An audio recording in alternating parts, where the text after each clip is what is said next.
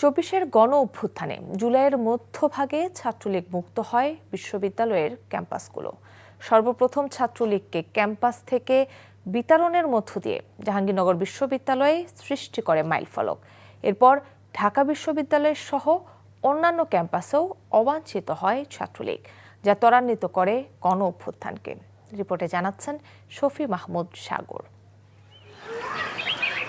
বর্ষার মাঝামাঝি সময়ে সবুজে ছেয়ে গেছে জাহাঙ্গীরনগর বিশ্ববিদ্যালয়ের প্রাণ ও প্রকৃতি। ঠিক এক বছর আগে এমন বর্ষাতেই ছাত্র জনতার গণ অভ্যুত্থানে দুর্গ হয়ে ওঠে এই ক্যাম্পাস।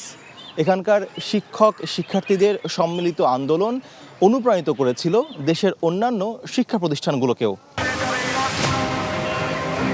২৪-এর রক্তমাখা জুলাইয়ে শান্ত জাহাঙ্গীরনগর বৈষম্যের বিরুদ্ধে গর্জে উঠেছিল জ্বলন্ত বারুদ হয়ে।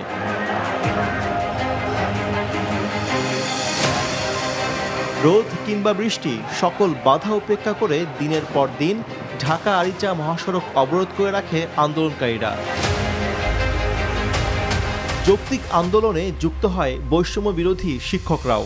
যে পিতা সন্তানের লাশ শনাক্ত করতে ভয় পায়, আমি তাকে ঘৃণা করি।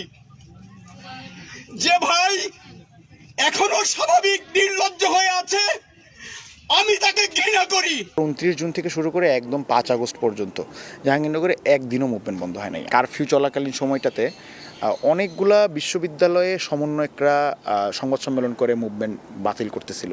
সিদ্ধান্ত নেই যে না, আমরা মুভমেন্টটা বন্ধ করবো, আমরা মুভমেন্টটা চালাই যাবো। বান্ডেল থাকলে প্রতি সেনমানিতে টাকা বাঁচবে। বিকাশ সেনমানি বান্ডেল কিনে জিতুন প্রতি লেনদেনে। ১৫ জুলাই শিক্ষার্থীদের ঢাকা আরিচা মহাসড়ক অবরোধে বাধা দেয় পুলিশ ও ছাত্রলীগ। ক্যাম্পাসের ভেতরে ঢুকেও লাঠিপেটা করে পুলিশ। এদিন সন্ধ্যা থেকে রাতে দফায় দফায় ছাত্রলীগের হামলায় গুরুতর আহত হয় বহু শিক্ষার্থী। ছাত্রলীগ আমাদের উপর আক্রমণ চালায়। রামদা, হকি স্টিক থেকে শুরু করে সকল দেশীয় অস্ত্র দিয়ে তারা আমাদের উপর আক্রমণ চালায়। সেদিনের হামলাটা ছিল হত্যার উদ্দেশ্যে। হত্যার উদ্দেশ্যে কেন বলছি, তার কারণ হলো তারা বেছে বেছে, আমরা যারা সামনের সারির নেতৃত্ব দিচ্ছিলাম, তাদের মাথায় আঘাত করে। ক্রমাগত মানুষের শরীর থেকে, মাথা থেকে, হাত থেকে, পা থেকে রক্ত পড়ছে। মানে এমন একটা অবস্থা, আর কিছুক্ষণ এখানে থাকলে অনেকগুলো মানুষ মরে যাবে। ছাত্রলীগের হামলায় ভিসির বাসভবনে আটকে পড়া আন্দোলনকারীদের উদ্ধারে সব হল থেকে শিক্ষার্থীরা বেরিয়ে আসে একযোগে। আন্দোলনকারীদের পাল্টা প্রতিরোধে ক্যাম্পাস ছেড়ে পালায় ছাত্রলীগ। ১৫ জুলাই রাতে ছাত্রলীগ ক্যাম্পাস ছাড়া হয়ে যায় এই বিশ্ববিদ্যালয় থেকে। এই আন্দোলনে প্রথম কোনো ক্যাম্পাস থেকেই আর কি ছাত্রলীগের নেতাকর্মীদের ক্যাম্পাস ছাড়ার ঘটনা এই বিশ্ববিদ্যালয়ে ঘটেছে। ২-৩ হাজার শিক্ষার্থী আমাদের ৫০-৬০ জন শিক্ষার্থীকে উদ্ধার করতে যায়।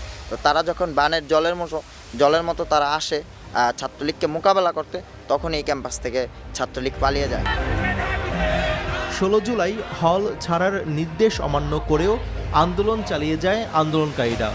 যুক্ত হয় সাধারণ মানুষ ও সাভারের অন্য শিক্ষা প্রতিষ্ঠানের শিক্ষার্থীরাও। আমাদের সবচেয়ে বড় একটা অ্যাসেট ছিল তখন আশপাশের স্কুল কলেজের শিক্ষার্থীরা। গ্রামবাসীরাও আমাদের সাথে আসতো এবং পাশাপাশি বিভিন্ন যে দোকানদার ছিল বিশ্ববিদ্যালয়ের অভ্যন্তরে এবং গ্রামের সাইডে, তো দোকানদাররাও এসে আমাদের মিছিলে যোগ হতো। মানুষ আসলে নির্ঘুম রাত কাটিয়ে রাজপথে ছিল, যার ফলে আমাদের আলাদা করে কোনো মাধ্যম ব্যবহার করে কাউকে সংবাদ পৌঁছানো বা বার্তা পৌঁছানোর প্রয়োজন হয়নি। ভয়ডরহীন এই প্রতিবাদ অগ্নিস্ফুলঙ্গের মতো বেগবান করে সব শিক্ষা প্রতিষ্ঠানকে। ১৭ জুলাই শিক্ষার্থীদের তোপের মুখে ঢাকা বিশ্ববিদ্যালয়ের সব হলও ছাত্রলীগ মুক্ত হয়। শফি মাহমুদ সাগর, এনটিভি নিউজ, ঢাকা। বান্ডেল থাকলে প্রতি সেনমানিতে টাকা বাঁচবে। বিকাশ সেনমানি বান্ডেল কিনে জিতুন প্রতি লেনদেনে।